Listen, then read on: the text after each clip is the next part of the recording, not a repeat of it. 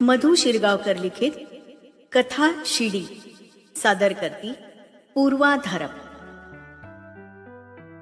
स्वतःचा मेकअप निरखून खात्री झाल्यावर तिनं त्याला खूण केली। इतका वेळ तो वैतागानं तिचे नखरे सहन करत उभा होता। तिनं खूण करताच त्यानं कॅमेरामनला खूण केली आणि तिच्यासमोर उभा राहून तिच्या खांद्यावर एक हात ठेवून दुसऱ्या हातानं तिची हनुवटी किंचित वर धरून उभा राहिला। आता दोघं एकमेकांच्या डोळ्यात पाहत हसत होते। कॅमेरामननं तो क्षण बरोबर टिपला। कॅमेऱ्याच्या शटरची उघडझाप बंद होताच तो झटकन बाजूला झाला आणि वळून जायलाही निघाला। तिनं हळूच दंडाला धरून त्याला आपल्याकडे वळवलं। मागचा आरसा परत सरकवून ऍडजस्ट केला। एक सेल्फी घेऊया का? त्याच्या चेहऱ्यावरचा त्रासिक भाव कित्येक पटींनी दुणावला, पण काहीही न बोलता तो थांबला। तिनं फोन आरशावर फोकस केला आणि परत त्याच्या प्रतिमेच्या नजरेत नजर घालून हसली। त्याची थंड नजर जराही हलली नाही। तिच्या चेहऱ्यावर खंत कळत नकळत उमटलीच। आरशात दिसणारी देखणी जोडी फोनच्या कॅमेऱ्यात बंदिस्त झाली। वळून तो तरातरा निघूनही गेला। तिच्या डोळ्यातील आर्तता त्याचा पाठलाग करत गेली। ती सावकाश उठली आणि संथ चालत निघाली। स्टेजवरून विंगेत गेली। दोघांच्याही उत्कृष्ट अभिनयानं हा प्रसंग उत्तम रंगत असे। खानदानी जोडीच्या अंतर्गत कलहाची ठिणगी प्रेक्षकांपर्यंत बरोबर पोहोचवण्याचं कसब दोघांनाही उत्तम जमलं होतं। यानंतरचे प्रवेश त्या मनाने सोपे असत। घटना घडत, डायलॉग्स, मोनोलॉग्स सगळं गणित जमून जाईल। पडदा हळूहळू खाली आला। विंगेत त्यानं तिला आधाशासारखी मिठीत घेतली। बॅकस्टेजच्या लोकांना हे रोजच होतं। मेकअपमन आधीच मेकअप रूम मध्ये जाऊन जय्यत तयारीनिशी जाऊन बसला होता। पुढचा अंक सुरू व्हायला केवळ 7 मिनिट असताना तो तिला सोडणार आणि पहिला प्रवेश तिचाच। म्हणजे मोजून 3-4 मिनिटं मिळणार सगळं ठीकठाक करायला। पण नाटक जोरात सुरू होतं। प्रत्येक प्रयोग हाऊसफुल जात होता। एका दिवशी सलग 3 प्रयोगांचा विक्रम त्यांनी नुकताच केला होता। असं असताना तक्रार कोण आणि का बरं करेल? निर्माता खुश, लावलेले पैसे वसूल होत होते। बाकीचे कर्मचारी, छोट्या मोठ्या भूमिका करणारे कलाकार यांना 4 पैसे जास्तीचे आणि मुख्य म्हणजे वेळेवर मिळतही होते। यांच्या अफेअरच्या बातम्या रोज नव्याने येत होत्या। पण यश ही अशी एक जादुई गोष्ट असते जी भल्या बुऱ्या सगळ्या गोष्टींना छंदेरी वलय देते। त्यांच्याविषयी अनेक वंदता होत्या। अनेकींबरोबर त्याचं नाव जोडलंही गेलं होतं। पण लग्नाची बायको सर्व समारंभामध्ये त्याच्या जोडीनं असायची। अगदी आदर्श नवऱ्याची भूमिका चोख वठवायचा तो। आपोआप सगळी तोंड बंद व्हायची।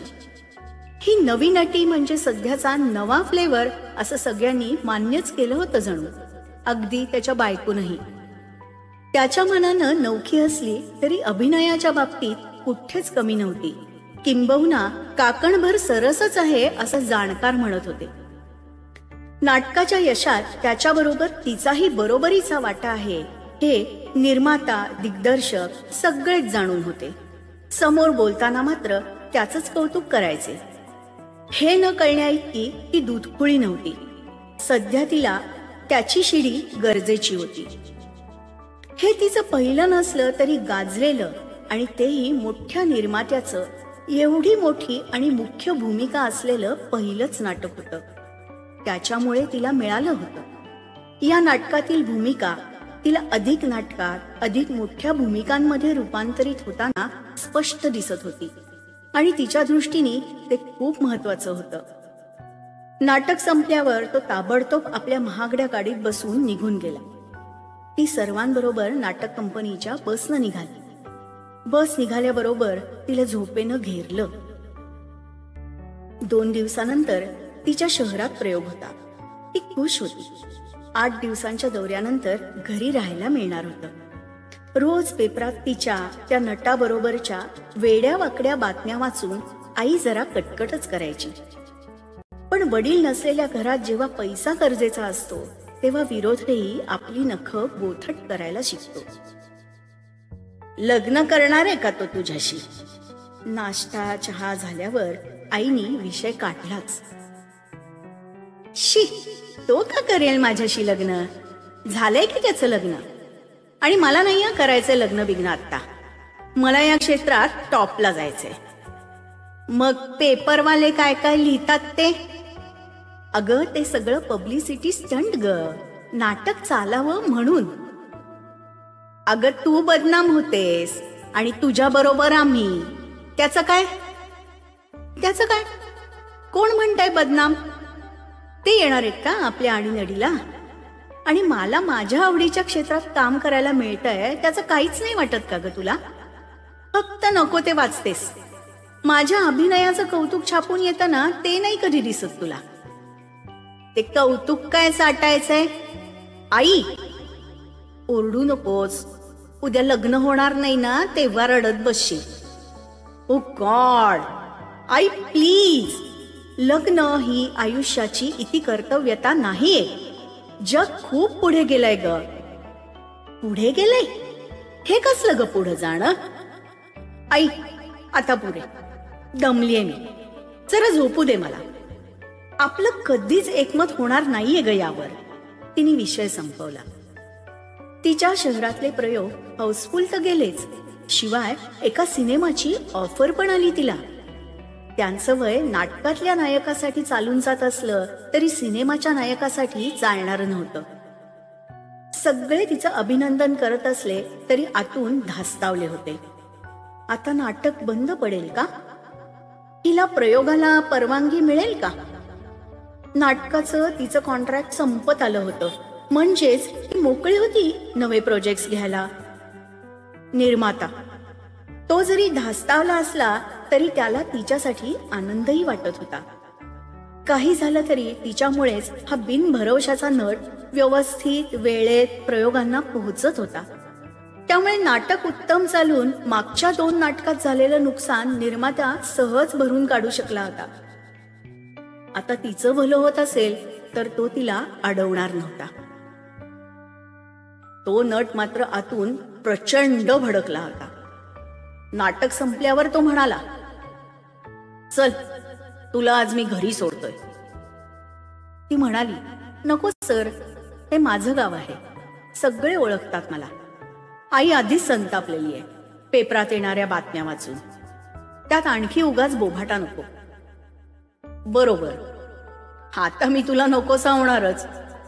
तुला हवी तेव्हा माझी शिडी केलीस आणि आता गरज संपल्यावर मला दुधात पडलेल्या माशीसारखी बाजूला फेकतेस काय? शी, ही कसली घाणेरडी उपमा. आणि शिडीचं म्हणाल तर त्या शिडीचं भाडं मी पुरेपूर भरलंय असं नाही वाटत का हो तुम्हाला? कसली घाणेरडी मनोवृत्ती आहे तुझी. तुझ्यासाठी हा सरळ सरळ व्यवहार होता. आपल्या नात्याला तू असं समजतेस? नातं? तो पडेल खंड्यांनी तिच्या पाठमोऱ्या आकृतीकडे पाहतच राहिला. ती नाटक सोडून गेली तर कदाचित नाटक बंद पडेल. कदाचित या नाटकातून आपलीच उचलबांगडी ती करेल की काय अशी भीती त्याला वाटली. काहीतरी करणं गरजेचं होतं. तो विचारात पडला, काय करावं? मग त्याला एक कल्पना सुचली. तो स्वतःवरच खुश झाला. त्याने तिच्या घरचा नंबर मिळवला आणि दुसऱ्याच दिवशी तिच्या आईला त्यानं भेटायला बोलवलं. तिला सांगू नका, पण मला तुमच्या मुलीशी लग्न करायचंय आणि त्याविषयी तुमच्याशी बोलायचं आहे.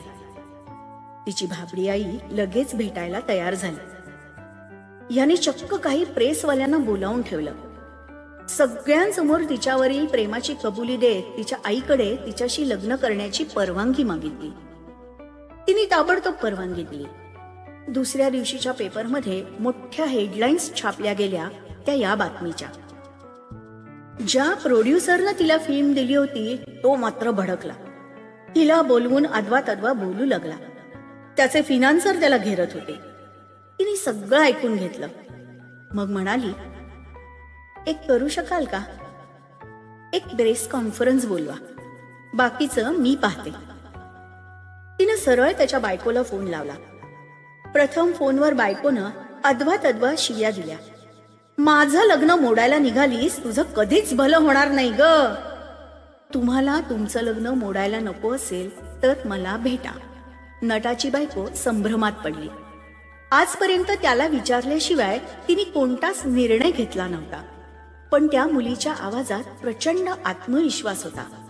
नटाची बायको आली. तिच्याबरोबर सविस्तर बोलली. माझं करिअर वाचेल, तुमचं लग्न वाचेल.